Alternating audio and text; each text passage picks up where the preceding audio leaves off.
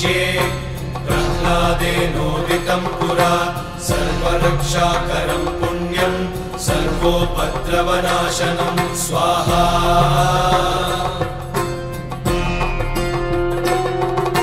सर्वसम्पत्करं चैव स्वर्गमोक्षप्रदायकं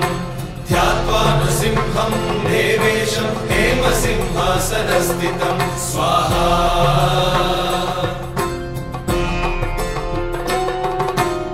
विवृत्तास्यं त्रिनयनं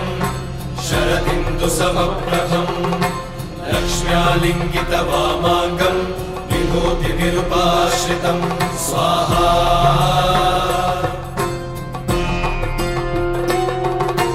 चतुर्भुजं कोमलाङ्गं स्वर्णकुण्डलशोभितं श्रिया सुशोभितोरस्कं रत्नकेयूरमुद्रितं स्वाहा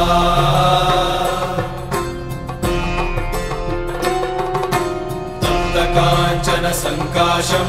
पीतनिर्मलवाससं इन्द्रादिसुरमौलिष्टस्फुरन्माणिक्यदीप्तिभिः स्वाहा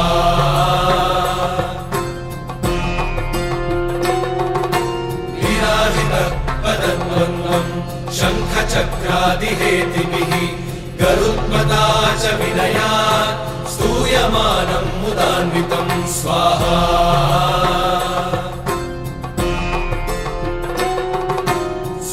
कमलसंवासं कृत्वा लुकवचं पठे नृसिंहो मे शिरः पातु लोकरक्षार्थसम्भवः स्वाहा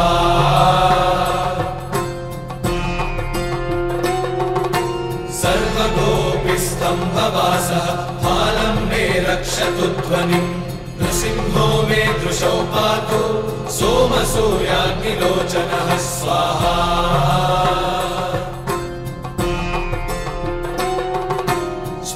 मे पातु नृहरिः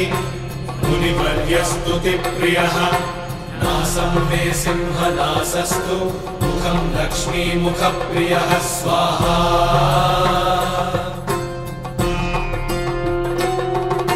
सर्वविद्याधिपः पातु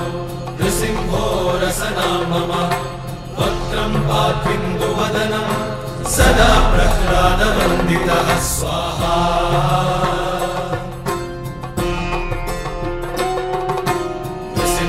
पातु मे कण्ठं स्कन्धौ भूधरान्तकृत् दिव्यास्त्रशोभितभुजो नृसिंहः पातु मे भुजौ स्वाहा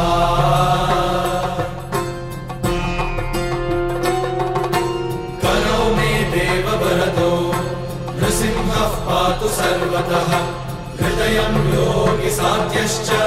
निवासं पातु मे हरिः स्वाहा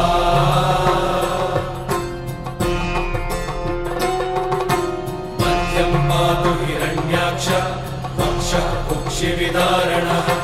नाभिं मे पातु गृहरिः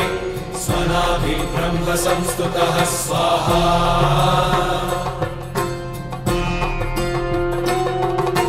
ब्रह्माण्डकोटयः कट्यां यस्यासौ पातु मे कटिं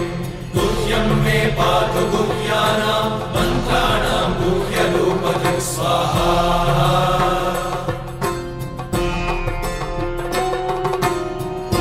मनोभवः पातु जानुमीनररूपधृक् जङ्घे पातु धराभारहर्ता योऽसौ नृकेसरी स्वाहा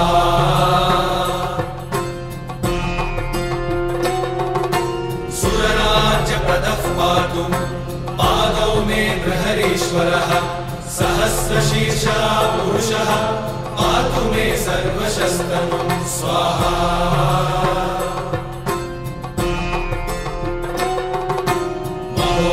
पूर्वतः पातु महावीराग्रजोन्वितः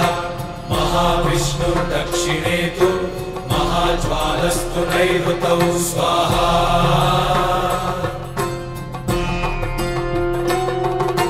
पश्चिमे पातु सर्वेषु दिशि मे सर्वतोमुखः नृसिंहः पातु वायव्यां सौम्यां भीषणविग्रहः स्वाहा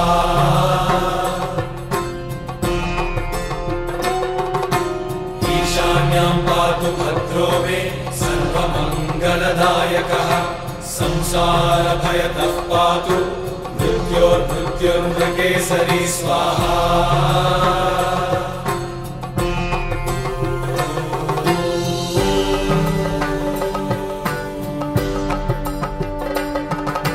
गर्जन्तं गर्जयन्तं निजभुजपटलं स्फोटयन्तं हरन्तं गर्जन्तं गर्जयन्तं निजभुजपटलं स्फोटयन्तं हरन्तं स्वाहा दीप्यन्तं तापयन्तं दिवि भुवि दितिजं क्षेपयन्तं क्षिपन्तं दीप्यन्तं तापयन्तं दिवि भुवि दितिजं क्षेपयन्तं क्षिपन्तं स्वाहा क्रन्दन्तं रोषयन्तं दिशि दिशि सततं संहरन्तं हरन्तं क्रन्दन्तं रोषयन्तं दिशि दिशि सततं संहरन्तं हरन्तं स्वाहा वीक्षन्तं घूर्णयन्तं करनिकरशतैर्दिव्यसिंहं नमामि वीक्षन्तं घूर्णयन्तं करनिकरशतैर्दिव्यसिंहं नमामि स्वाहा